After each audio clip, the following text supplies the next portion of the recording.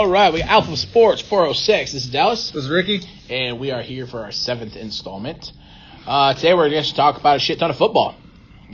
Picks from last week, how the games went last week. We could talk about other things, but someone refuses to talk about baseball. Yeah, the Nationals are in it, right? Yeah, for the first time in how long? Good for them. Okay, so moving on.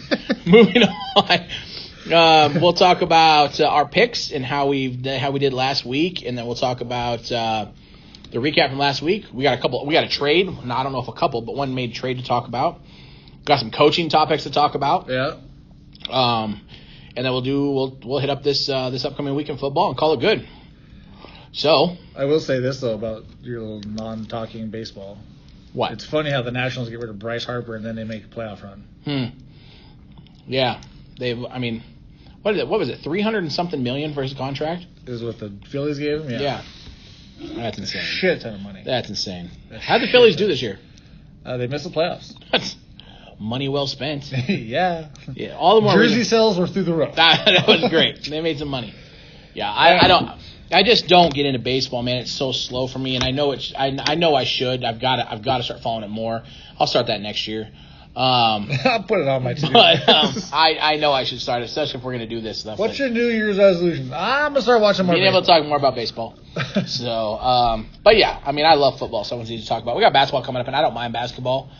You are not as big a fan of it? No, I'd much rather talk about baseball. I do love... Did you see the post that I put on the Alpha Sports 406 today? I did, but I honestly don't know what LeBron said. So I honestly don't know either. So I reviewed some of his comments. I actually had to look. Because it was something to do with China. I know he is getting huge backlash for it. Like, right. Obscene amounts of backlash for it. So I know he's getting huge backlash for it. So I went on and looked.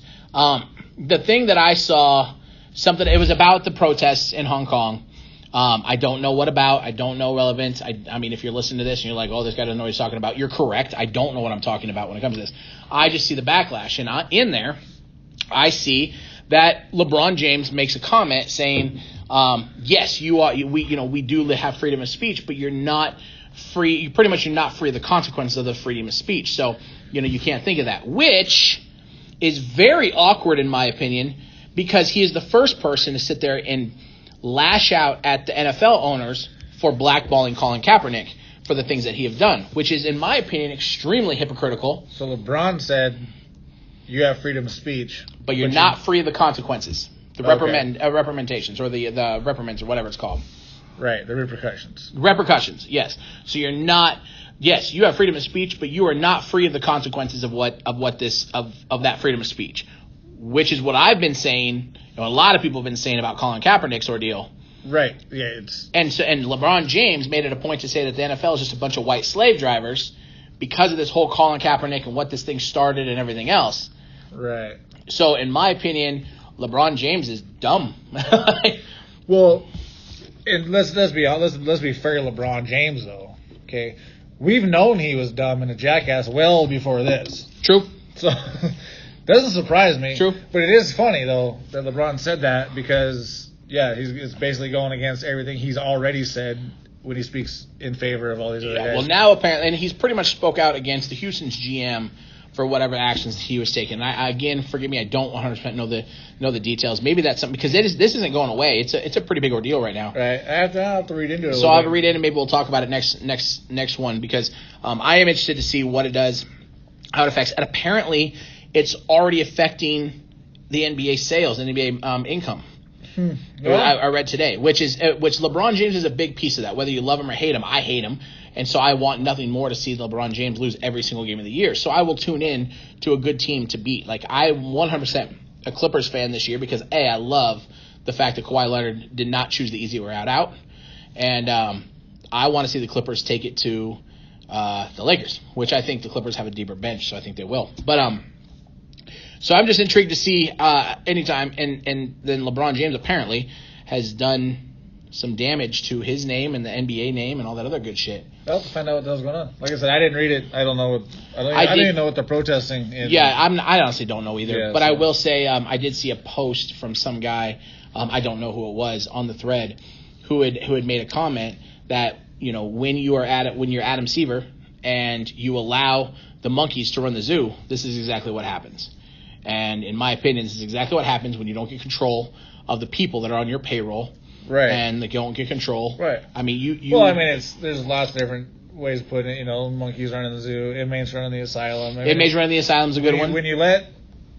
When you don't run your organization, or whether you're the commissioner of the league or you're a team owner, when you don't run your team, you let everybody else run it. You don't have nothing to stand. You can't stand your ground. You have no footing. Yeah, fact. And Adam Silver doesn't run anything.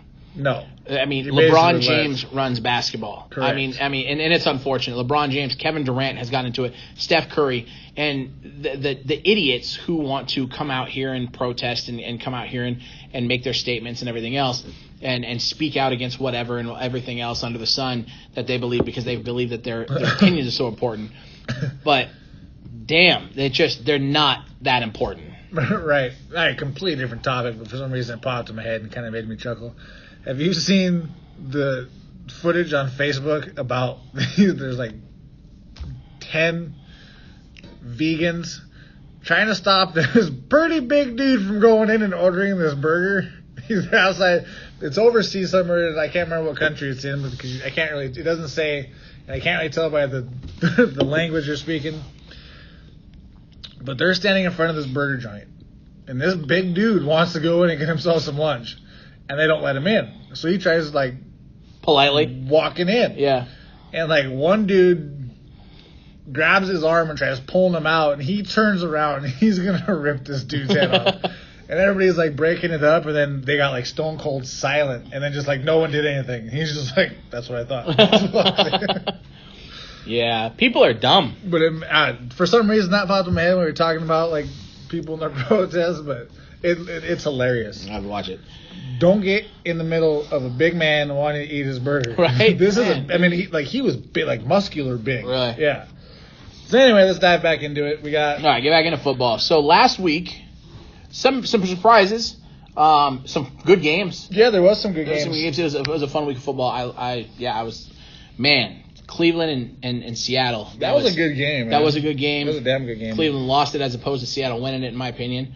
Or did Russell Wilson win it? I don't know. But I mean, you can make a case both ways on, kind of who faltered, who stepped up. Russell Wilson is playing lights out football. Damn good game, though. Oh, yeah. Lights out. 14 touchdowns, no interceptions. He threw an interception in that game, I thought. No, he has 14 touchdowns and 0 interceptions on the year. Yeah. He good has for him. A completion percentage of 71%. He is playing outside of this world. The only other starter this year that has a completion percentage higher than him happens to be Teddy Bridgewater, just for the record. 72.4%. Well, here's the deal with Teddy Bridgewater. Up until that game against who they play the week before when he had a hell of a day passing? The Bucs. Tampa Bay. Up until they played Tampa Bay, like he was averaging like 4 yards a pass. So you're going to have a high completion percentage if you don't throw the ball past 5 yards. They're winning, though. Yeah. They're winning. They're winning. 4-0 is under him. I don't know. Okay. He's not 4-0. He's 4-0. He's 4-0. He didn't win those games. He's the quarterback. He didn't lose them, don't get me wrong. Anyway, all right. New York Giants and New England Patriots. Patriots. It was a barn burner. I mean, it was for until halftime. Yeah. I mean, Giants were in it for a half. Yeah. Patriots did what Patriots. I thought Patriots were going to. And then we got Carolina, Tampa Bay. We both took Tampa Bay. Carolina got the win. Yeah, but that one. Tampa Bay shut down McCaffrey, though. Tampa Bay shut down. Well, they've shut him down twice now. So I mean, They're that's the only team that's done it. They're the only team that's done it. Yeah. But I'll be damned if Jameis Winston did not hand the Carolina Panthers the game. What, 5 interceptions? 4 or 5 interceptions. 5 interceptions. 5 interceptions. I mean, and you lose by a touchdown. I think it was by a touchdown or 10 points that they lost. Yeah, it was close. So it at what point in time are we gonna? And I'm a Tampa Bay fan, and I want Winston to figure it out. But at what point in time is this going to be a defining moment to where it's like, okay, we're done? All right. Well, if they decide to pull who's their backup? Ryan Griffith. I think. That's right. Yeah, Griffith is their backup. Yeah, so I don't know if that's much of I don't know if you make much ground by making that switch. I don't know. 5 interceptions is a lot to come back by. Yeah, I mean, he'll probably. Well, they're on bye this week. But they're on bye this week. He'll bounce back like a 4-touchdown game. And he does. He has 4 touchdown games and looks like a rock star, and then he has 1 touchdown, 5 interceptions, and can't figure it out. I just want to see some consistency in him. He is they're a quarterback team away from making the playoffs. Correct. I would agree. And, I definitely would agree, especially with that defense. Their defense looks good. and their offense is explosive as shit. Another thing Jameis Winston has to do, in my opinion, is figure out how to get everybody involved. He has Mike Evans right now or Chris Godwin. One of them is having a big day, and one of them is having a zero day. Yeah. You also have O.J. Howard, who is probably one of the most rarest raw talents in the NFL right now. Stud athlete, raw talent. You also have, who else do you have on that team? Cameron Brate has proven himself. Got 2 tight ends that are Cameron Brate and O.J. Howard. Viable receiving options. You have O.J. Howard. You have Chris Godwin, who's playing lights out, and Mike Evans. You've got to get everybody involved. At the same time. Right. Let's get 90 yards for Mike Evans and 85 yards for Chris Godwin and 75 yards. No. I don't care that Chris Godwin's on your fantasy team. But Winston's got to pass the ball around. He's getting too one-dimensional. I just don't know. I don't know if the dude's intelligent enough to do the job. Then I'll say that's how I'm going to say it. I don't know if he's got the football knowledge. And the funny thing is, everyone is saying how great football knowledge he was coming out of college. He had amazing football knowledge, and his football IQ was great. He might have a high football IQ, but just common sense smarts. I don't know if he's got it, so that might be affecting his gameplay. I don't know. Maybe. He doesn't seem like the sharpest tool in the box, but regardless, Carolina came away with the win. Carolina continues to win without Cam Newton.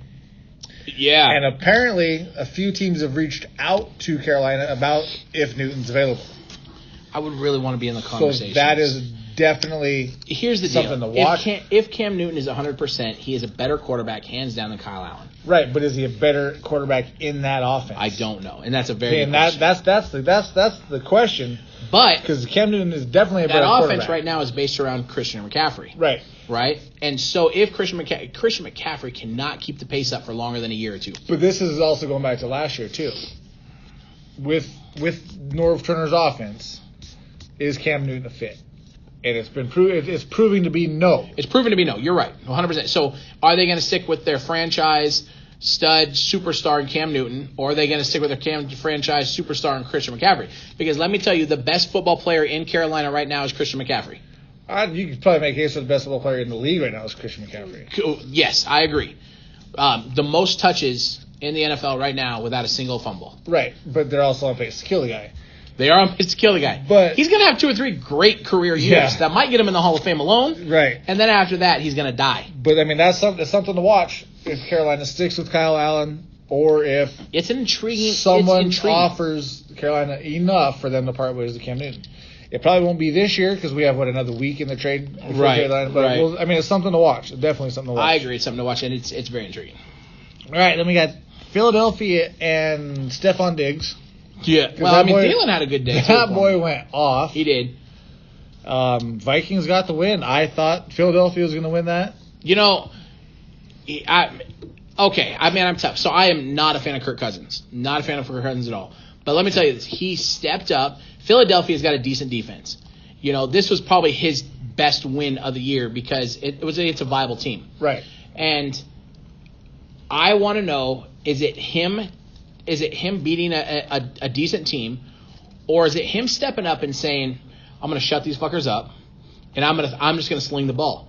Because, he had 4 touchdowns and 1 interception. That's a good day. That's a very good day. That's a good day. So, and if you're a head coach, you'll take an interception. Absolutely. If it comes with 4 touchdowns. Go 4 touchdowns. And tell me any coach who doesn't want to go, what is it? If you average 4 touchdowns, 36 touchdowns and 12 interceptions or 16 interceptions in a season, right? They'll take that all day. Absolutely. Right. So, and on top of that, with that running game and that defense, the question is can he keep it up? Can Thielen and Stephon Diggs? This is the ultimate question I guess I'm getting at. Can Thielen and Stephon Diggs pressure Kirk Cousins into being better? Because it looks like they have in the past 2 days. 2 weeks. Right. So far, they have. They forced him. Now, can they pressure? Thielen had a decent day. Yeah, he didn't have a bad day. They got a touchdown and 60 yards or some shit. But if they can keep this ball rolling, where they can keep getting Thielen more involved, they'll be unstoppable. Diggs, they got Kyle Rudolph at tight end. He's a legit threat. Top 5 tight end every year. He just does it quietly. And then you have Dalvin Cook. Yep. They have a stud offense. If they can keep this going, they're going. You get into late in the season, and if they could be a dangerous team. Here's the thing: he doesn't have to throw 4 touchdowns every game. No, you got to have that threat though. You have to have the ability. And now they're showing that you have to have the ability. And when you have Adam Thielen, who can catch almost anything that comes his way, and Stephon Diggs, who is a playmaker and a half, right?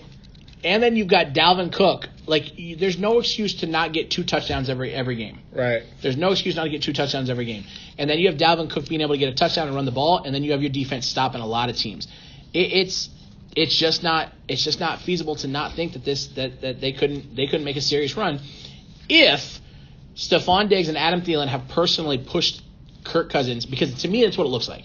Kirk Cousins doesn't want to let his newly found wide receivers down, because he knows if Adam Thielen or Stephon Diggs is gone, then his job is a lot harder. Oh yeah. So, I mean, it's intriguing. I'm intrigued to see how the next few games play out and if they can make definitely. something. I mean, like I said, if they can keep this ball rolling, now defenses have to worry about being beat in the passing game. Yep. That's just going to Dalvin Cook even more. Yep. So I mean, it's definitely something to watch. Yep. All right, Washington, Miami. I think I got this one wrong. We both did. Did we? Washington came out with the win. Yeah, barely. Miami by a made touchdown. a run. By 1 point. By 1 point. Yeah, because the Dolphins went for the win and had absolutely probably the worst 2-point conversion play call I think I've ever seen in my life. I didn't see it. They stacked 3 receivers to the left. Okay. Brought Drake in motion. Okay. And just tried to throw a screen. Now, I don't know if Drake just dropped the ball or if out of the corner of his eye he saw the safety brilliantly read it and it was going to kill him. Because it was literally probably the worst 2-point conversion play I think I ever, especially if you're going for the win. That's what they came up with. So I don't know. Well, this is Miami Dolphins. It is Miami Dolphins. But needless to say, Washington won by a point. That's okay. It is what it is. Next, we got Houston and Kansas City. That was a good game. It was a damn good game. That was a back-and-forth game. That one could have went either way. I had a feeling Houston was going to figure out a way to pull it out because Deshaun Watson is playing lights out. But I mean that game literally could have gone either way. That was a nail biter. It was a fun game to watch. And I'm not taking anything away from Patrick Mahomes. It's like Tom Brady. I still don't like Patrick Mahomes. I don't want to see Patrick Mahomes succeed, and I don't know why. But I just don't. I don't know. He's a stud talent. Here's my. I guess this is where I feel about a lot of receivers, a lot of quarterbacks these days. Is I hate how much recognition Patrick Mahomes and these other, not just him. I mean, a lot of these guys get for he's on track to break this record. To break this record. You didn't play in the football era. Right, you're playing in a very soft era. But also it's the era they're playing in. I know, it's not their fault. It's not their fault. It's mine. I get you got to separate it, but the thing, like I've been saying it all year long, the Chiefs do not have a defense. No. And so, I mean, in order for the Chiefs to win, it's got to be in a shootout. And with that banged up offensive line, Patrick Mahomes being gimpy for the last couple of games, and tweaked his ankle a couple weeks ago, I guess. Yeah. And then these wide receivers who depending on whose opinion you have, mine is I don't think they're that good, period. They're not every play superstar receivers. And now they're going through a bunch of injuries. So, yeah, they're going to struggle, but they got to figure out something. And they got to find a running game. They got to find a way to protect Mahomes because he's getting battered every game because the offensive line is not that good. They weren't that good last year either. Yeah. So, I mean, and Houston continues to win without getting DeAndre Hopkins the ball. It has nothing to do with my fantasy football team either. I feel like that has a little something to do with your fantasy football team. They are continuing to put up the points that they are, and he's not part of their offense. Well, I mean, it's in my opinion, he's a decoy right now. Well, he is a decoy, but he's a very good decoy. Fuller's playing good. He's not playing great. He's playing good. It's the same that's going on in Tampa Bay. Mike Evans is the decoy. He's had one game this year. He is not the decoy. He's had another good game in there, but he's not blowing it up every game like he was last year. And it's because you have a viable option in Chris Godwin, Chris Godwin's a playmaker. He's turned into a hell of a receiver. Right. But I don't think Fuller is as good as Chris Godwin. But I think what you're seeing is you have defenses terrified of Mike Evans, and then so what happens? They double team him. They float the safety to that side. The linebacker might shade to his side. And then all of a sudden you see anywhere that Chris Godwin is starting to open up these plays. And it's what's happening in Houston, I think, is where DeAndre Hopkins coming into this year was one of the top 3 receivers in the league. His talent, I think, is still there. Oh, yeah. But people are terrified of him. So all they're going to do is just continue to go to his side, continue to be, continue to double man him, and that leaves everything else open. And that's what's happening. So same thing that's happening with Chris Godwin right now. There's going to come a time, though, where Watson's going to have to. Oh, yeah. There's going to come a time where Watson's going to do something. To Hopkins. We'll find out what Watson's made of there. But Watson's been playing pretty goddamn good. All right, next up we got Saints and Jaguars. It was a pretty good game, low-scoring affair, defensive battle. Defensive battle. I think the final there was like 10-3 or something like that. Yeah. Good game, though. Mustache had a chance there at the end. Mustache. I love that guy. Yeah, I like him, too. He's funny. He's fun to watch. All right, next we got Seattle and Cleveland. Damn good football game. That was a good football game. That was a closer one than I thought it was going to be. But Cleveland jumped out, and then it just fell apart. And it's the same thing, I think. You touched upon it a little bit earlier. You said, oh, my gosh, Baker Mayfield threw 3 interceptions. Did you see one of those interceptions? The interceptions literally bounced off the dude's. He has 1 interception a game where his receiver can't catch the ball, and it just happens to bounce right in the arms of a defender. So I think Baker Mayfield still is the real deal, and I still believe that. And the kid's a stud, and mentally he's an animal. So I think he's going to get it. I still go back to the fact that Freddie Kitchens is the problem with this team. I don't understand how you go from a tight ends coach to an NFL head coach. I get the relationship with Baker Mayfield. I get all that shit, but you just don't have the discipline. You don't know how to teach those kids. You don't know how to reach those kids yet. And I think that's showing, and I still think that's showing. Oh, yeah. They continue to, I believe, they're still leading the league in penalties. Oh, I'm sure. They jumped out to a fiery start on that. Yeah. So it's definitely a discipline issue. Unfortunately, I touched on it a little bit last week. I don't think the Browns are making the Super Bowl. So, I don't, unless they can really turn around. Yeah, unless they really turn around. But my Super Bowl pick might be fucked. Yeah. All right, moving on. We got Cincinnati and Baltimore in a game I don't think even fans of those teams cared about. Cincinnati is selling tickets for like $8 a pop. Let's go. I don't want to. Why? Because road trip. I need $8. Road trip. It's better $8. I'll go buy some beef jerky, and I'd rather have that $8. Cincinnati just looks horrible. They do. AJ Green. I don't know when he's coming back. I can't decide if they're tanking either, to be honest. I feel like Miami, Washington, and Cincinnati are all playing their own little Super Bowl for the worst team, and whoever can get Tuibusa. I'm not sold on him being a legitimate threat in the pros. I don't think he is. I think that kid from Oregon has a better shot at being a legit from the pros. Justin Herbert. I think he's a better fit for NFL. He's having a decent year this year. Last year he had a bad year compared to what he's been playing before. So yeah, I don't know. I agree with you. I don't think they're tanking for anything special. Yeah, I don't know who you'd be tanking for though. I mean, it's interesting. I agree. Next we got San Francisco and the Rams. Who did I pick in that one? We both picked the Rams. Did we really? And the Niners came out and won that game. That defense looks incredible. That defense is great. Yeah, that defense looks incredible. In every level. I mean, right now they do not have a weakness on that defense. Yeah, that defense looks and great. Their offensive line is pushing people around, doing whatever they want. That's another team though. They don't have a legitimate threat at wide receiver. But do they need it? They're going to at some point. We'll find out. They're going to at some point.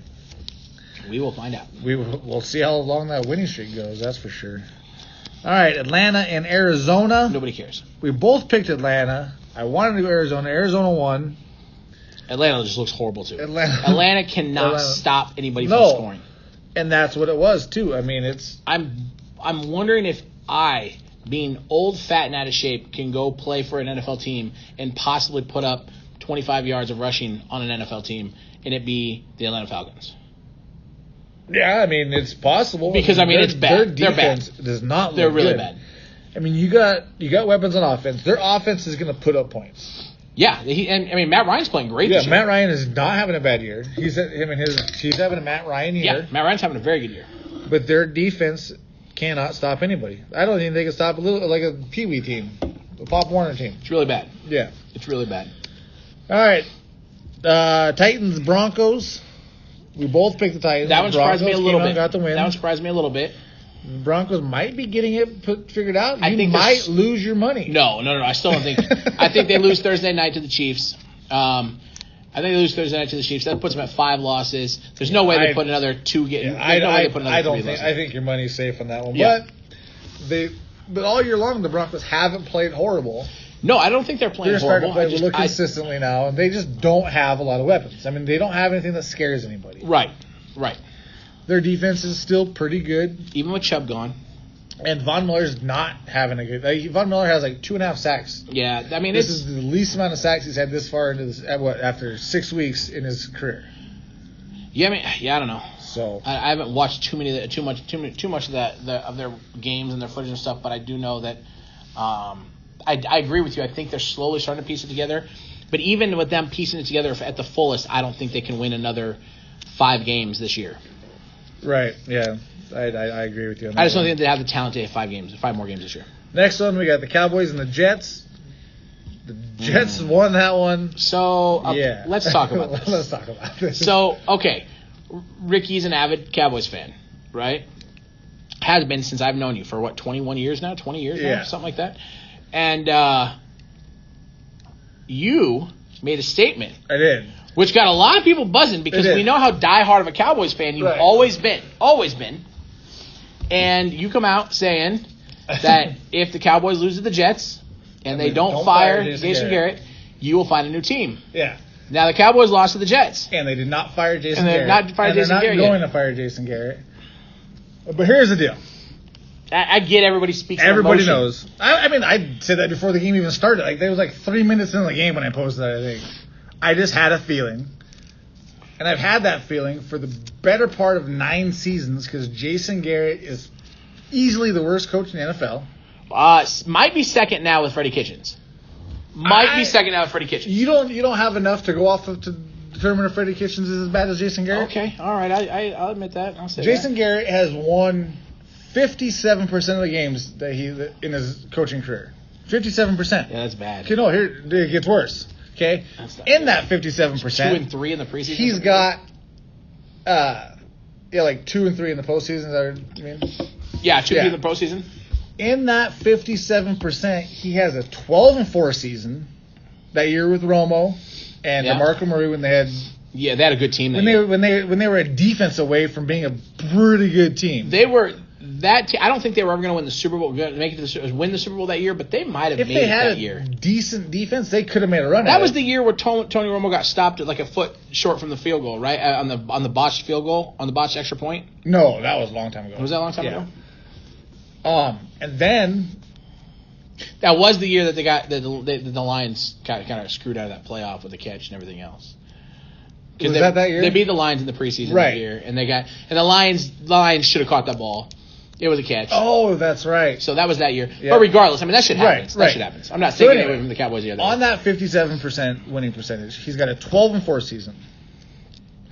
And he's got a 13-3 season. Ooh. Oh.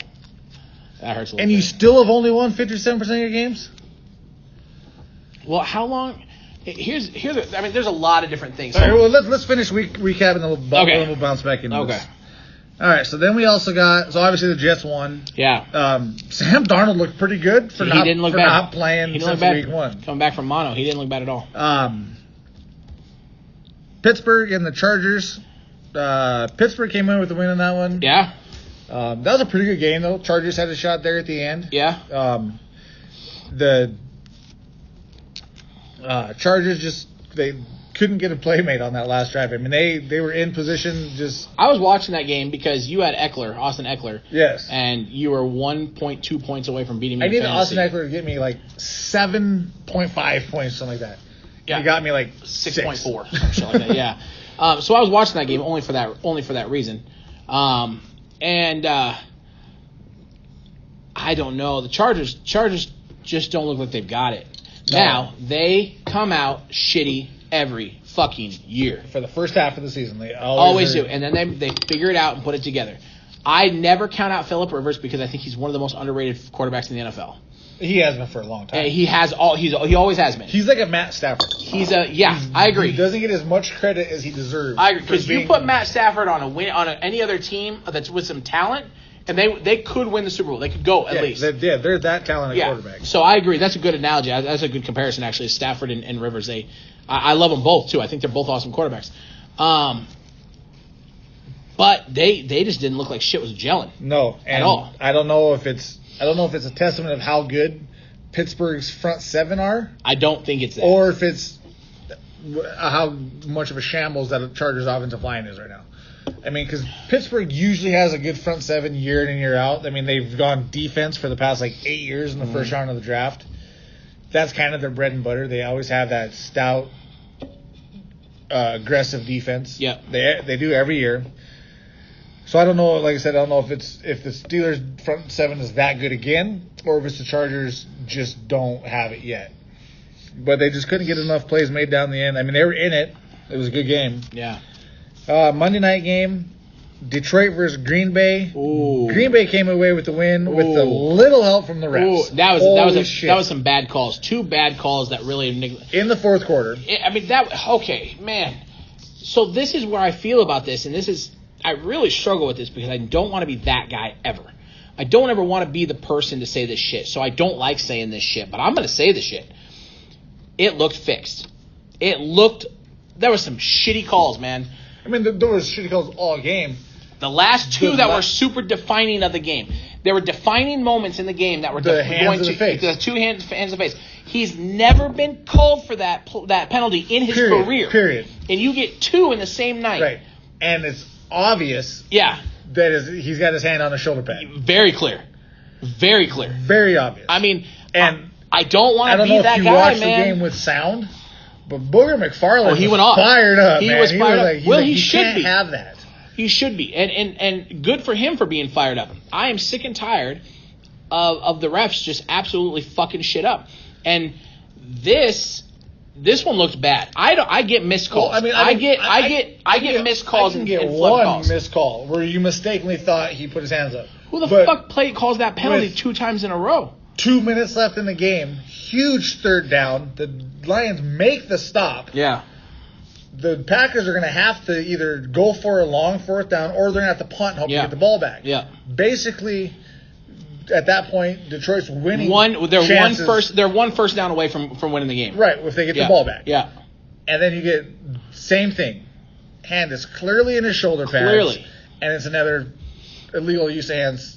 To the face. I don't know. Blown call. I don't know if I've seen more of a defining call made in the past, except for the only other one was last year with the Rams and Saints. Yep. Those 2 calls should go down in history, and this one won't because it's just a regular Monday Night Football game. The other one was on a bigger stage. The other one was on a bigger stage. There's more to risk and stuff. But this was one of the most blown calls, ending in a direct result of the team winning. And it was bad. And I never want to be that guy. That literally, I mean, I don't care how big of a Green Bay Packers fan you are. Yeah. If you do not admit that blown call handed the Packers a win, yeah, you're full of shit. You're either in denial or you don't know football. Exactly. One of those 2. It was blatant that was the deciding call of that game. Agreed. I don't know. We could talk about this all night long, honestly, because the call is such bullshit, and it was so instrumental to the win. Just like you said, it defined what the game was. And I, as much as I've said it, and I'll say it again, I never liked that guy who's like, oh, the refs are on the payroll. That game makes me question it. I'm with you. I never, I'm always like, yeah, whatever. I mean, they're humans. Mistakes are going to be made. I get that. And I accept that. And that's part of the game. It is. You know what I mean? That's part of the game. I mean, that's just the way things are. But then you see shit like that where you're like, what the hell? Yeah. How do you, you're a professional, man. Yeah. This is literally what you do for a living, and you are at the highest level of officiating when it comes to football. So how? Oh, yeah. And you missed that. I mean, and you missed it. I don't understand, especially twice. That is why I say I wonder. That makes me wonder. And just for the record, and I'm not just adding shit to shit. That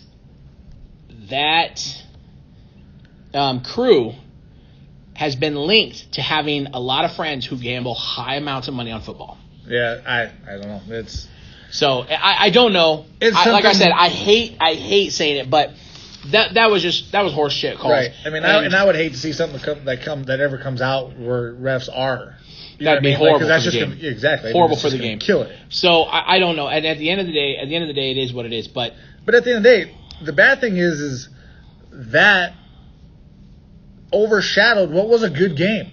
yeah, because it was a very good Lions game. came out aggressive. The Lions are a good team this year.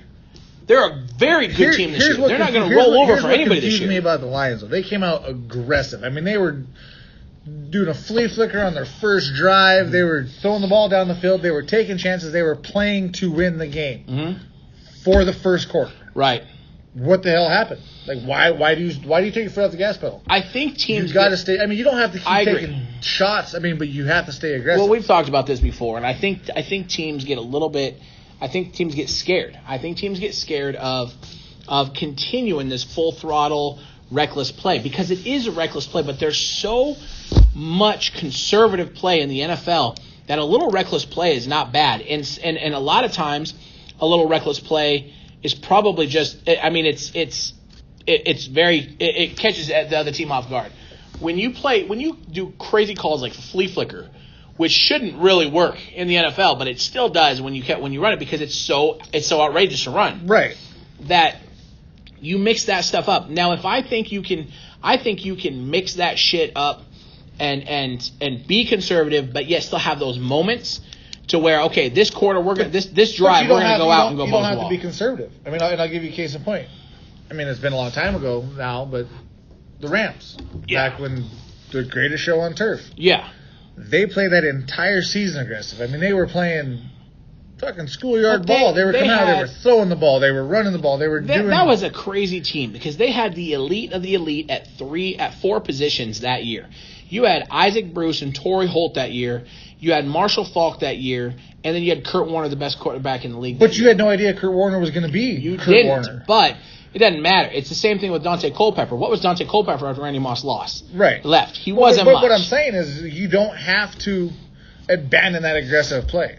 I don't think you have to abandon it. I do think you have to tailor it in a little bit sometimes for your personnel. I mean, for perfect example, if Curtis Samuel can continue the high level progression he is, because I think he's progressing very quick. Curtis Samuel plays at high level, and Kyle Allen can keep moving the ball like he is.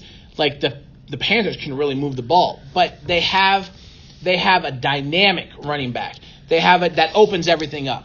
They have a dynamic receiver who can make big plays, and you need that. And the Lions don't have that to sustain it. But when you come out that aggressive, I mean, you got Kerryon Johnson.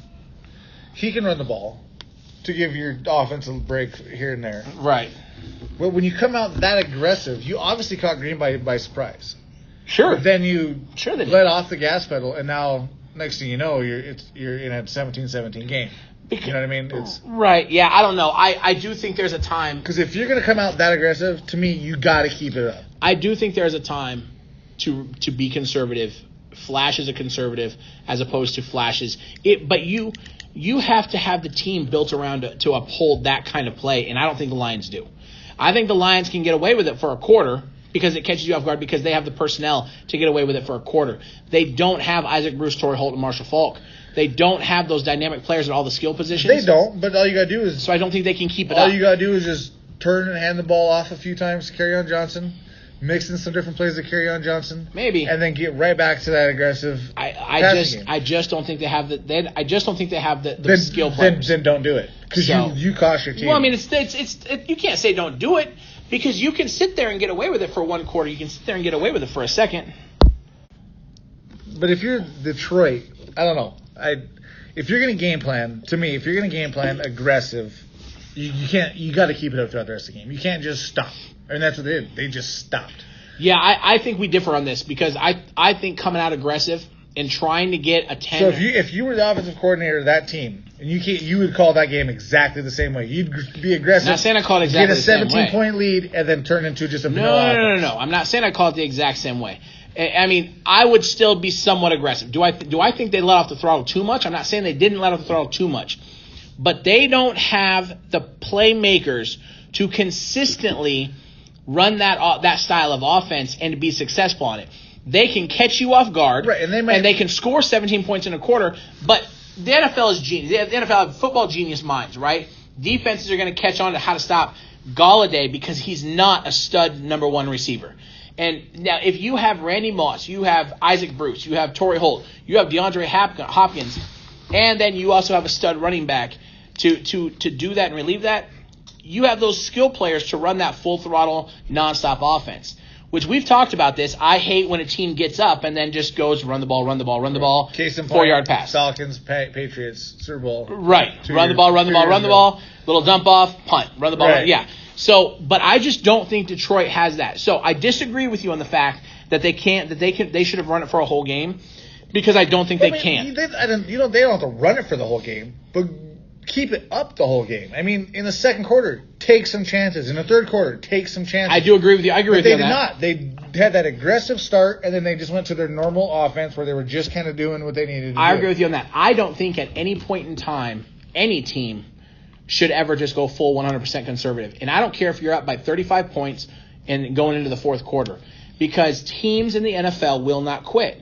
No. And you have to keep that fucking ball moving. You have to keep getting first downs. You don't have to sit there and throw 35-yard bombs, but don't sit there and go run on first down, run on second down, and a little dump pass on third down. Oh, I got to punt it. That's right. Okay. We still up 28 points. That's okay. We're still up 21. That's okay. We're only up 14. And now all of a sudden they're like, shit. But at that point in time, you've lost all momentum. Oh, yeah. You've lost. And if you've never played a sport in your life and you don't think that momentum and emotion play a huge factor in these games, you know nothing about sports. And at that point in time, you've lost all momentum. Do I think the Lions pulled off the throttle too much? Maybe a little bit, yeah. Do I think that they have the team to consistently play like that? No. So that's where I think they've got to find a happy medium. Yeah, no, I agree with you. They don't have that team. But when you game plan to come out that aggressive, you can't just stop it completely. Right. Because obviously it worked. The Packers weren't expecting it. No. So, but needless to say, that game is going to be overshadowed by a shitty couple of calls that changed the landscape of the game. Yeah, so, all in all, bad week. You went 7-7. God, that's bad. I went 5-9. It's not as bad as you though. No. Okay, so that's good. Yeah. So how'd you only get 5 games right? Yeah, bad week. That's a really bad week. But there was some surprising games in my opinion. Who knew the fucking Niners were as real as they are? And I don't know. Well, you know what I mean? Redskins in Miami was a toss-up. That game didn't differ. Let's see. I took Philadelphia. You took Minnesota, so you got a game there. I got a game there. I took Kansas City. You took Houston. You got a game there. I got a game there. So those 2 games separated you from going 5-9 and me going 7-7. Oh, thank goodness. Which brings season totals to 61-30-1 for you. Okay. And 50-41-1 for me. You have almost the same winning percentage as Jason Garrett. Yeah, I do. That's funny. Do you know what that is? Bad. Horrible. You should be fired. I should be fired. I should not be allowed to pick this week. That's how bad it is. All right, so before we dive into those, speaking of Jason Garrett, we'll talk a couple of things real quick. We'll head up a couple of things real quick. Number one, let's talk about Jason Garrett. Let's bounce back Jason Garrett. I am not going to do Mr. Bo Pickard.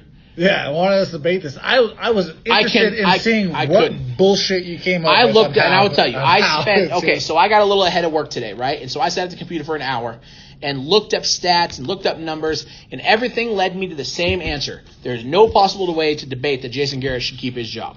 He needs to be fired. He should. He's one of the worst coaches. I think he's one of the worst coaches. The worst coach in the NFL. I'm not going to say that he's not as good as he's worse than Freddie Kitchens because I think Freddie Kitchens is bad and that was a mistake. But I get your point though. He's very proven that he's bad. Freddie Kitchens hasn't proven that he's that bad. Freddie Kitchens is proving that he's out of his element. Right. Jason Garrett for 9 years now has proven that he is not a good head coach. Yeah. He was not a very good offensive coordinator. Facts. He was a career backup quarterback when he played. Yeah, but that's okay. That doesn't translate into coaching because a lot of career backups are very good at coaching. Right, but my point is, Jason Garrett sucks at everything he does. Yes. Oh, that's a point. That's what I'm getting at. No, but I get the career backup thing. Starting quarterbacks need that guy behind them, that they can sit down and talk to. Well, and backup quarterbacks and that's what Jason Garrett was. Backup quarterbacks learn so much from the game, being on the sideline, being in the coaches' huddles, being in there and not actually playing. That often backup quarterbacks and backup players. It's not just them. Look at Byron Leftwich. He's an offensive coordinator right now. He wasn't a career backup, but he was not a good Right. NFL quarterback. But he was a football-minded guy. Deuce Staley is a great running backs coach, and he was a good running back. He wasn't a stud running back, but he was a good running back in his day.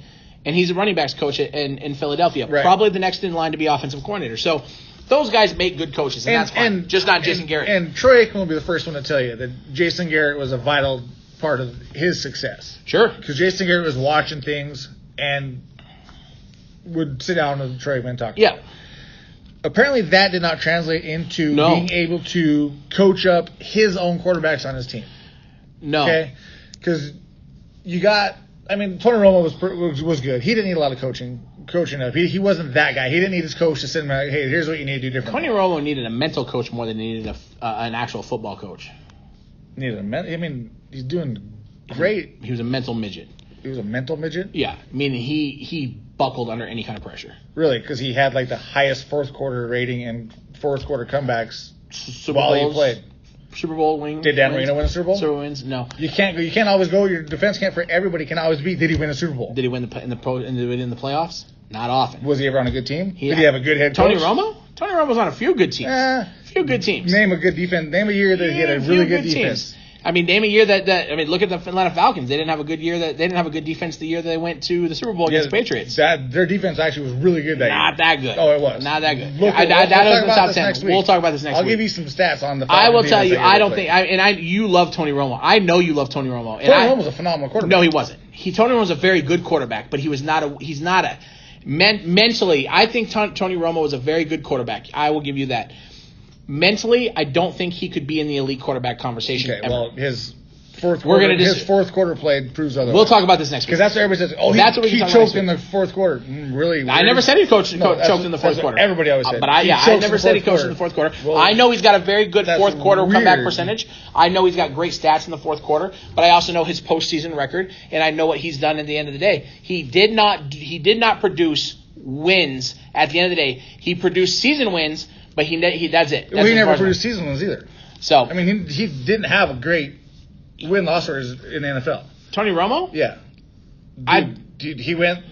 He had Jason Garrett as head coach. They went fucking 8-8 every year. Yeah, but his earlier years, he had some good years, man. Well, but Bill 12-4, 11-5. He had some good years. So anyway, my point is, with Tony Romo, Jason Garrett did not need to sit down and go, here's what you need to do. Here's what we need to do this. So Jason Garrett, even though he probably could have, did not coach up Tony Romo. Right. Okay, Jason Garrett, and this is what makes me believe that the year Tony Romo was hurt and Dak Prescott shocked the world and went 13-3. Mm-hmm. How much of that was Tony Romo coaching up Dak Prescott? Because everybody knows it wasn't Jason Garrett coaching up his rookie quarterback. That's a good question. Now you got Kellen Moore, supposed to be one of these young football upcoming geniuses. Right. Who he may be. Who knows? It's too early to tell. Yeah. You got John Kitna as your quarterback's coach. Okay, John Kitna played in the NFL. He started in the NFL. He could probably teach your quarterback something. Yeah, I think he had like 14 years in the NFL. He had a decent career. If John Kitna is not hands-on with the development of Dak Prescott, why is Jason Garrett not doing something about this? Jason Garrett cannot get his teams to play for him. He cannot motivate you. Well, you saw the whole hand five, right? The high five for thing. Like the last 2 or 3 games. Nobody will high five. No player will high five. Nobody wants to play for him. Now, and it's former players have been speaking out about Jason Garrett for years about how he is 100% the problem in Dallas. Well, Jerry Jones is 100% the problem in Dallas. Jerry Jones, I do not deny Jerry Jones's desire to win football games. Don't get me wrong. I like Jerry Jones. I do. But at the end of the day, Jerry Jones wants control of that team. His ego is going to hurt it more than anything. It's just like Al Davis with the Raiders back in the day. Towards the end of the year, Jerry Jones is in my opinion, Jerry Jones starts with the problem because Jerry Jones that's Jason Garrett's boy, or he's Jason Garrett's man. Jerry Jones cannot make Jason Garrett coach. Correct, but Jerry Jones can keep making the bad call to keep him on the staff. Well, no, that's a different story. That's all I'm saying is where Jerry Jones, in my opinion, just like you said, Jerry Jones wants to full control of that team. And Jason Garrett is a puppet. And Jason Garrett allows him to have those personnel and he decisions doesn't make like waves, that. and he shouldn't make waves because he's a shitty coach. Yeah, I mean, you definitely don't want bottom of the barrel telling you how you should run your team. But Jerry Jones, his fault aside, he cannot make Jason Garrett coach. He has no control over how Jason Garrett prepares during the week, how he prepares his team, and how he gets his players ready for that upcoming game. Right, I get that, and I will agree with that. I don't disagree with that. But what I am saying is at the end of the day, you've got Jerry Jones's call that he's got to get that guy out of there. Well, and we all know he's not going to. Right, we know he's not going to. But that's what I said. It really makes me wonder how much of that phenomenal rookie year for Dak Prescott was Tony Romo helping him on the sidelines, helping him read the defenses, helping him learn how to play the game. Well, in fact, and you can't deny Tony Romo's football knowledge. He's extremely intelligent when it comes to football.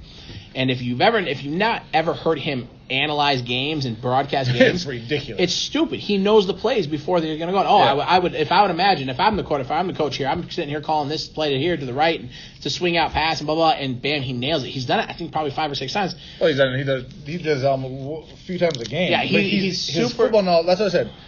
It makes you wonder how much of that Dak Prescott season was Tony Romo. Yeah, you know what I mean. It's a viable question, but it's not going to change, and that was my frustration on Sunday when I made my Facebook post. Like I said, the game wasn't even halfway through the first quarter. I mean, it was like minutes in the game, and I'm like, but the Jets.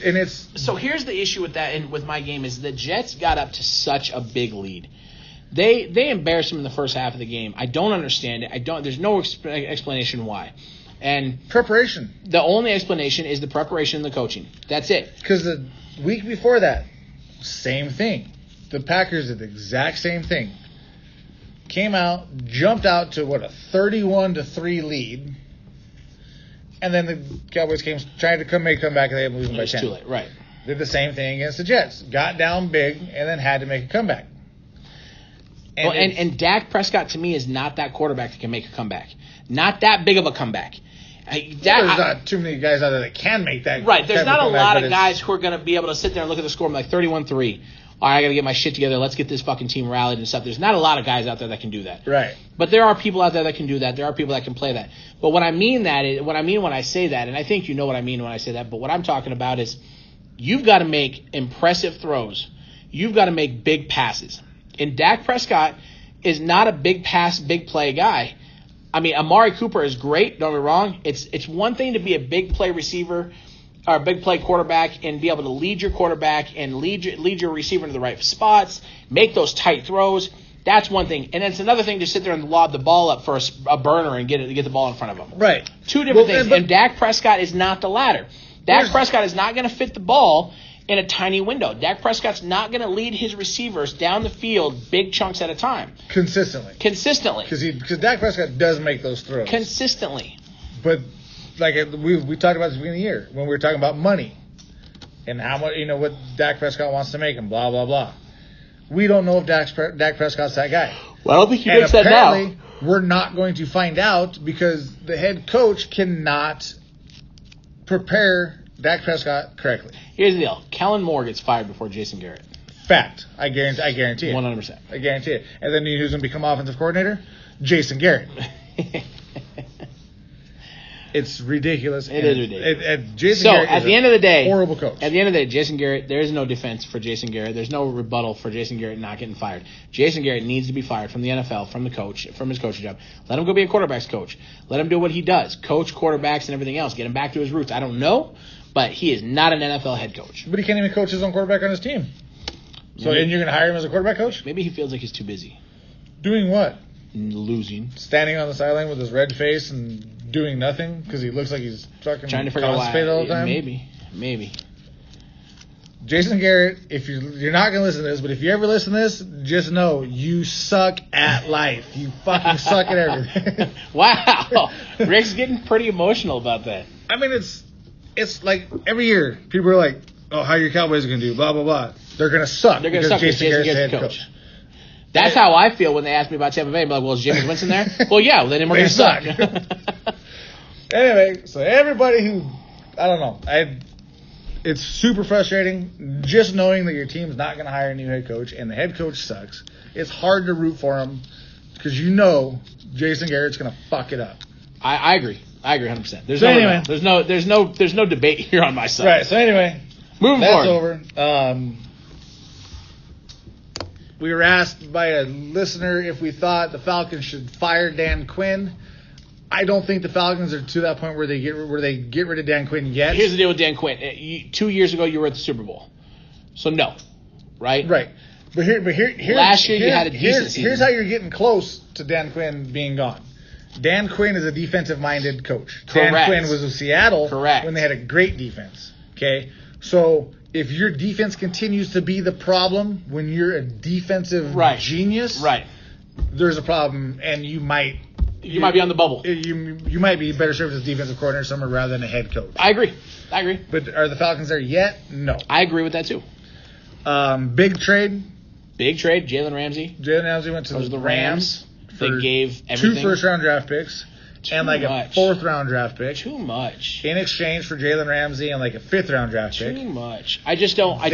They shipped Marcus Peters to the Ravens. Which, holy shit. For a linebacker and a 4th-round pick. Here's the deal. I mean, I feel like the Ravens are starting to group together. I don't know how old they are, but playing-wise, like Earl Thomas and Marcus Peters. Marcus Peters isn't that old. I think his better days might be behind him. Here's the part that confused me. Obviously, Hakeem Talib is injured. You can't trade him. IR. He comes back week 10. Right. So you can't trade him. Yep. But Marcus Peters is younger than Talib. Yeah. Talib's been in the league for a while. Right. So that's the corner you get rid of to make room for Jalen Ramsey. Why would you not try to make room? Here's again though. These guys see things every day that we don't. And true. When I sit there, and every time I sit there and make a call and say, why the hell are they doing that? These guys who probably they know more about football than I do, see something that we don't, and I think they're seeing something that we don't. And at the end of the day, Marcus Peters is not helping the LA Rams right now win football games. No, he's not. So you got to figure out what does. What does Jalen Ramsey comes in? Jalen Ramsey is a phenomenal football player. I don't know if he is. Is he worth 2 first-round draft picks? Jalen Ramsey's very good, but what has brought to attention by his own undoing, his mouth has gotten him in more trouble lately than anything because he speaks out and then he gets burnt. And I will tell you, he's given up some big games, man. Have you seen anything on the shit talk he does during the game, though? It's hilarious. He's crazy shit talking. But we'll see. We'll see if Jalen Ramsey is that high of a caliber of corner like he has been for years, or if it was just that Jacksonville system. Now, on the same token, let's truth be told, he has no one in his division to challenge him as a wide receiver. Maybe an upcoming DK Metcalf after he gets some route running and he gets some. Once he gets a little seasoning. Other than that, you've got nobody in that division that's going to challenge him. You got a very route technician in Larry Fitzgerald. Are they ever going to be matched up against each other? We'll see. But yeah, it's definitely. He's going to blossom in division games. In division games, I think he's going to look like stud. Right. Because he doesn't have a wide receiver that can really challenge. But we'll see how he does. I don't know. Maybe Wade Phillips and Sean McVay can light a fire in his ass and drive him to be something else. And I will tell you, I was actually shocked at it because, in my personal opinion, the Rams need a linebacker before they need a cornerback. Because they got one from the Ravens for Marcus Peters. Yeah, but I mean not a stud. I mean, I would have liked to, if they're going to give up a first and second round draft pick, or 2 first round draft picks, right? If they're going to give up 2 first round draft picks. If they're going to give up 2 first round draft picks, I would have liked to see him come out with a high caliber Pro Bowl linebacker somewhere instead of a cornerback. But here's or a safety to help that run. Here's the deal. I mean, at the end of the day, I don't think any player in the league is worth 2 first round draft picks. Just because you have no idea. Not many. You have no idea what those 2 first-round draft picks are going to turn into. Right. Not many. No. I agree. So, I mean, is it worth the risk? And I don't think so. But I'm not a GM or anything in the NFL. I don't know. Okay. All right. So that is that. we had to kind of hurry up and touch up on this stuff because we spent a lot of time talking about last week's games. We did. But as far as coaching hot seats, Freddie Kitchens is on the hot seat, I think. Jason Garrett, I think, is on the hot seat.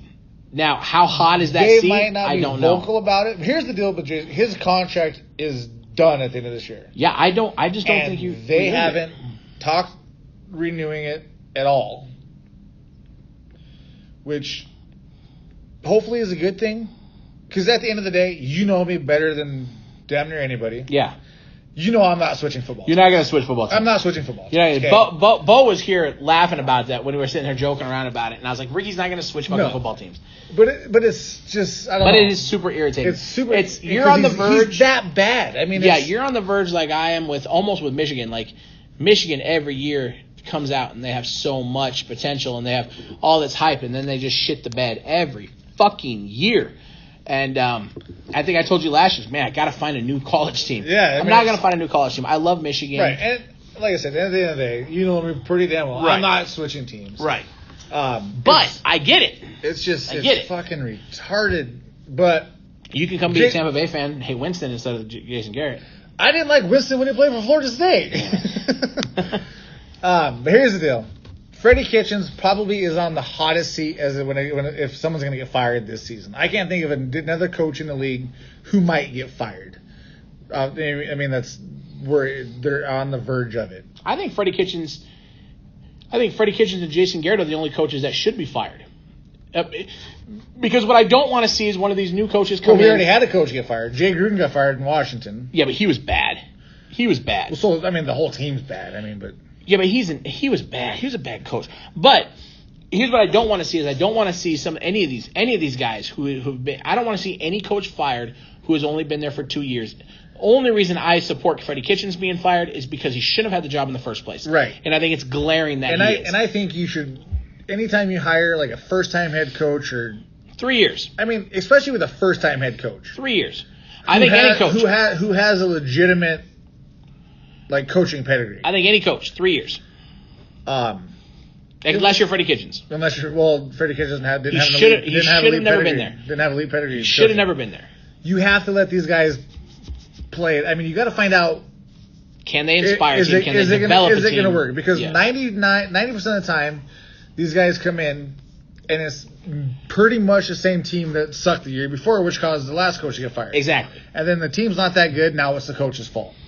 Exactly. Okay. It is very rare that you get like a John Gruden in Tampa Bay situation where Tony Dungy had these guys winning football games, winning NFC Championship games, winning or getting to the NFC Championship game, and then they just couldn't quite figure it out. They let Tony Dungy go. John Gruden comes in, very good coach, don't get me wrong, but he had a stacked team, and the next year he goes to the Super Bowl. Right. That's very, very, very rare. And in fact, I don't know if I've seen it ever again. No. So you've got to give these guys 3 years to put their systems in place. Yeah, they got to get their systems in place. They got to get the players that fit their system. Yep. I mean, it's a process, and majority of the time, fan bases don't want to let these guys get it figured out. Owners are listening to their fan bases. They're not standing their ground. Yeah. You got to let these guys figure their shit out, and especially in college football. Yeah. Because you got recruiting classes. Well, and it's not like you can just go out and sign something. Right. So like you're stuck with somebody else's picks for 4 years. Right. I mean, you can't let a college coach. You can't really judge a college coach on what he does, in my opinion, for 6 years. Because you have 4 years to improve the team. 3 years is safe. Because 3 to 4 years. 3 recruiting classes of your own. Right. But they're not start. I mean, how many freshmen do you know start in college football? Not a ton. Well, that's what I'm saying. Like, after 3 years, you kind of have an idea of how that coach is going to be, I think. If they've improved their team, yeah. Because you got three of their players. So much college talent don't reach their full potential. You don't really start seeing what they can be until maybe the end of sophomore, and then their junior year they start really. Their junior and senior, they come out, right? So if you look at it that way, you recruit your players the first year you're there. You're going through 3 years. They're coming through. All of a sudden, you're recruited players because you have teams recruiting out 4 years, 3 years in advance now. Oh, yeah. So, I mean, now you've recruited some of your players. You have commit. Which is stupid because what happens and that coach is gone. Right. Exactly. And we've seen it because guys have pulled their commitments to these colleges because that coach is no longer there. And that's why when it comes to Michigan, like the coach, I forgot, was after Rich Rodriguez went in there, Rich Rodriguez trying to turn the Wolverines into a Pac-10 team. Yeah. Small and fast. And that doesn't work in the Big Ten. You need big, corn-fed, big motherfuckers. Jim Harbaugh's got... I mean, Jim Harbaugh's a good coach. He's a very good coach. He's got to figure it out. He's got his guys. Yeah. I'm not sold on their quarterback. Shea Patterson, I think has potential. Is he going to be the end-all be-all? No. I think McCaffrey, because they're still trying to run that like spread like quarterback running option. But they've got Shea Patterson doing it. Right. Dylan McCaffrey is the athlete. Now, he got concussed like 2 weeks back ago. Dylan McCaffrey is a natural athlete. I think Dylan McCaffrey next year is going to be a stud, and I think the year after that he's going to be an animal. Now, do I think he's going to stay at quarterback for the NFL? No, but that guy's an athlete. He's a fucking athlete, just like his brothers. I mean, that's a pedigree of fan. Yeah, we'll see. But like I said, going back to NFL and the hot I don't think you got to give an NFL coach 3 years unless you're Freddie Kitchens. And the only reason to say that for Freddie Kitchens is because he should not have been there in the first place. Right. But other than that, I can't think of any coach who's legitimately on the hot seat right now. I can't think of it either. I mean, because you got Washington, they really don't have Bill Collins, he's the interim coach, so he's on a hot seat. I mean, it's not his job to keep anyway. Miami, brand new coach. I don't think you fire him this early. Well, I think they're all in agreement of what's going on. Yeah, Cincinnati. I don't think you fire your coach yet. I mean, it's his first year. First year. Yeah, shit. I don't think there's anybody out there. I don't. There's just no one that's just blaring like they're on the hot seat, except for maybe Freddie Kitchens. Because we've said it all year long, he didn't deserve to be head coach. Jason Garrett, to the rest of the world, is on the hot seat. To his owner, he's not. I don't know. I'm interested to see. But we'll see. Jerry Jones just isn't speaking out publicly on it for the first time in his life. And he might not be. So, all right. Well, we are long again. So let's just blow through these picks for this week. Yeah. And then we'll wrap this shit up. Yeah. All right. Thursday night game, Kansas City, Denver. I'll take Kansas City. I got Kansas City. All right. San Francisco, Washington. San Francisco. If somehow Washington wins that game and shots. That's funny. I think San Francisco might be able to compete and shut down the New England Patriots the way their defense is playing. That defense is crazy good. Arizona and the Giants. That's a tough one. That is tough one because Saquon Barkley's coming back. Is he back for sure? I believe so. Ingram, their tight end, is back. I'll take the Giants. I think the only one who's not back that's been out is Sterling Shepard. Shit. Let's come back to that one. Okay, because I'm with you. Because I don't know who I want to take on that one. All right, so we got Houston and the Colts. I'm going to take Houston. I'm taking Houston. I think Houston may have this figured out because a couple weeks ago we were talking about them not being consistent. Maybe. Oakland and Green Bay. That's not a bad game. I got Green Bay. Yeah, I got Green Bay. I'm going to take Oakland. You want Oakland? I do. I think I'm not sold on it, and my mind is telling me Green Bay, but my heart's telling me Oakland. You went 2-0 on those picks last week. My heart's telling me Oakland. Vikings and Lions. That could be a damn good game. I'm going to pick Minnesota. Yeah, I think I'm with you on that one. I'm going to Minnesota. But not by much. Yeah, I think it's gonna be damn good. Yeah, Detroit is good. They're good. They've just got there's something missing and it's something very small. Detroit, Matt Patricia finally has that Detroit defense playing like his Patriots defenses did. Yep. Where they're consistent. Everybody's getting to the ball. Now you just gotta keep building it up. All right, Jacksonville and Cincinnati. Jacksonville. I got Jacksonville. Now I got the mustache. With the mustache. Miami and Buffalo. I got Buffalo. Buffalo is 4-1 with a top 5 defense right now. Nice. So Buffalo is good for them. Yeah. The Rams and the Falcons. Yeah, I'll take the Rams. Oh, yeah, I got the Rams in that one too. I'll take the Rams in that one. This might not be a week that you make anything up. No, but I'm okay with that. I mean, I don't want to lose. You don't want to lose ground. Yeah. You don't want to lose ground. Colts. Chargers, Titans. That's a tough one. This is a tough one. Ooh. It's in Nashville. The Titans are starting Ryan Tannehill. I saw that. Not Mariota. I'm going Chargers. Oh, man. Wow, that's a tough one. I'm going to go... Oh, man, shit. I'm going to go Chargers. I want to go the Titans. It's only a matter of time before Gordon and Eckler get going, and I don't see it. I don't see it. All right, Baltimore and Seattle. That's a good game, too. I'll take Seattle, though. I got Seattle. The way Russell Wilson is playing is amazing. Don't get me wrong. They are...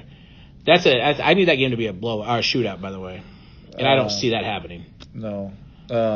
New Orleans and Chicago. I'll take New Orleans. I got New Orleans. New Orleans and apparently Teddy Bridgewater. 4-0. Philadelphia and Dallas. I got Philadelphia. Oh, that hurts. I'm going to take Dallas. I do believe, as much shit as I give you and as much as I talk about it, there are some pieces of talent in Dallas. They've got to figure it out. They're above, to me, and like I said, this is not a Cowboys fan talking. This is just a guy who watches the NFL and watches football. They are an above average football team. I agree. I mean, they have enough pieces on offense. They have enough pieces on defense. They're an above average football team. I agree. With the worst coach in the league, which obviously brings them to 3-3. Sure. I mean, it actually really surprises me you're taking the Cowboys now. I am going to take, like I said, I'm not a Cowboy hater. I just more or less like giving you shit. I don't mind Dak Prescott. I don't think he's a rock star, but I don't think he's a shit quarterback. Yeah. And I don't like Ezekiel Elliott because of the holdout, but and he's playing great, ain't he? Yeah, he's playing super super glad they gave that guy $90 million. Right. All right, Monday nighter, Patriots and Jets. Are the Jets going to... What a shitty game on Monday night. Let's go. I mean, I'm going New England. I'm going New England. I would love for Sam Darnold to come out and punch him in the mouth, but it ain't going to happen, I don't think. Oh, we got to go back. Arizona, New York Giants. That's a really tough one. I'm so torn on this game. That's a really tough one. When I was writing this down earlier and I was thinking about my picks, I'm gonna go Arizona. I'm going Arizona. I actually don't think I should. I think I should go New York Giants, but I'm going to go Arizona because I'm hoping that Kyler Murray continues this streak. Kyler Murray's been playing really good. He's been playing good. I like him. I want to see him do good. I like the Cardinals. I like the organization. Like, I want to see them do good. Like, I'd have no problem rooting for the Cardinals. I just want to see Kyler Murray and the Cardinals do good and Kingsbury do good. So let's hope. Let's see. Yeah, I mean, I'm with you. I like what the Cardinals are doing. I'm really intrigued by. By the way, did you see there is a poll going around, and there is a money line in Vegas of who would replace Jason Garrett as the Cowboys head coach? And did you see who the number one person is? Riley Lincoln. Yep. Lincoln Riley. Lincoln Riley, out of Oklahoma. I personally would love that. That'd be cool. I think Lincoln Riley could be. I mean, obviously, you don't know how it's going to translate to the NFL. Yeah. But I think he could be that like Sean McVay type coach, where he's younger, but he's just a genius, and his team wants to play for him. Yep, I agree. I mean, I'm all in for that move. I agree. So hell, I would be all in for anything. Right. As long as it's not Jason Garrett. Okay, so we have a couple games different. I still haven't picked this game. I don't know who to pick. Oh, that's a tough one. I'm going Arizona. That is a tough one. Because I like what they're doing. I like Kyler Murray, and I'm just they've been playing really good football. They haven't been playing bad football. And they started off. They didn't look like they got it. It looks like it's slowly coming together. It's slowly coming together, and that defense has actually been playing decent. Yep. They come big at times, which gives the ball back to their offense. I agree. If this was next week and Saquon Barkley was back for a full week, right? I'd probably pick the Giants. Right. But it's his first game back. There's too many question marks, I think. So I'm going Arizona. I mean, I could be dead wrong on that one, but okay. I don't think we have any picks that are different except for we do have 2 picks. We have 2 picks that are different. So you can make up some ground. I can gain two wins out of the 11 games I'm behind. And you have a good possibility to gain 2 of these wins because those ones are the ones that we differ on. The Green Bay one is a bad pick by me, but I just think Oakland. I want to see Derek Carr and depends on what ref crew is going to be in Green Bay. That's true. Hey, can we figure that out before we make our picks? Because that's find out bullshit. What crews are. So cool, man. Well, we will come up with some topics this week. There's a lot to talk about. So we have a lot coming. We have more fights coming up. We tried doing one main topic in this week. There's just a lot It of shit just going didn't on. come out. It didn't work out. We kind of jumbled everything we heard into one where the trade or the different hot seats. Jason Garrett, Dan Quinn. Yep. I think we're both in agreement. Jason Garrett definitely needs to go. Yeah. It's not Dan Quinn's time to go yet, Right. but it's getting there fast if he can't get his defense. I going agree. up. Freddie Kitchens, I don't think he makes it through the season if I- they keep going the way they're going. Though they just look so undisciplined. Very undisciplined. So They they lead look in like penalties. It's We'll see. It's It'll be an fun. interesting football season. It is The interesting football 49ers are undefeated. Right. Let that sink in. Okay, they're undefeated with a phenomenal defense. I wonder if they should sign Colin Kaepernick. I mean, they'd probably be scoring 40 points a game if they did. Oh, with that probably. defense, And going to the Super Bowl. Holy And shit! going to the Super Bowl. Jackasses. But yeah, I mean, we Cool. got big fights coming up. We'll come up with something. We'll Again, come up with this weekend, something. if you want us to talk about something, let us know. Let us know. Bring it up. Until then, we'll wrap Sure. this shit up because we went long again, which kind of is our thing. It is it's developing our definitely thing. starting to be like us. Like it just goes long. Yeah. That's what we do. And if you don't like it, just listen next week. Yeah. Just listen. I'm gonna pick and choose what you want to listen to. So. All right. Until then. Peace. Later.